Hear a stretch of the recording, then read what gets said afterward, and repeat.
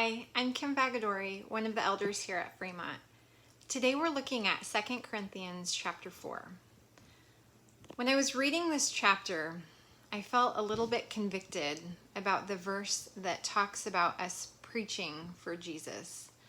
I felt convicted because I know that my spiritual gift is not evangelism. This is something that I feel like I've struggled with for a long time. I always want to be better at sharing my faith. I want to be better at talking to people about Jesus. And I'm fine if I know that somebody is a believer. But I know that when somebody is not a believer, I really struggle with sharing my faith.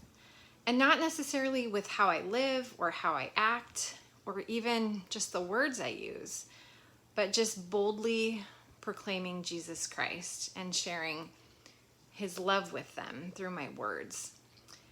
And so as I was reading this chapter, I was thinking about just how I lack in that gift. And it's very humbling. It's very humbling to look at these weaknesses. It's very humbling to know that I get anxious when I have to go out and publicly speak to people who are not believers and share my faith.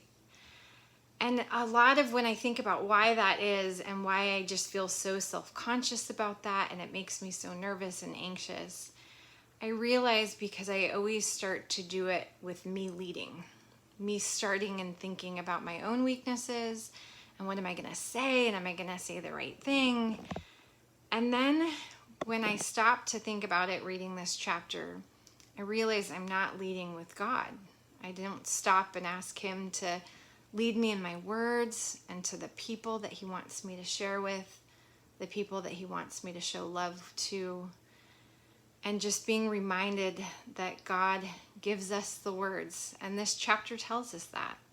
This chapter shows that we are not to go out and preach alone, that when we go and share God's love with other people, share his light with others, that we're doing so for him and we're doing so with him.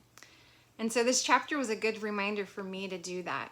That when I'm just feeling nervous, when I feel called to share my faith or called to pray for somebody who might not know Jesus, that before I do that, to stop and to seek God in this work because it is his work, and to keep working towards pleasing him and honoring him. And that is humbling to know that we just have so many deficits when it comes to Jesus and the amazing things he's done for us and the things he calls us to do.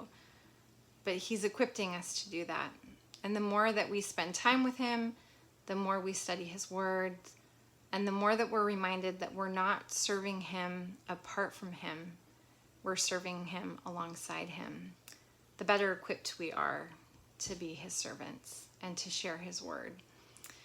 And what I love about this chapter, when I read it with the NIV translation, it starts with and ends with, do not lose heart.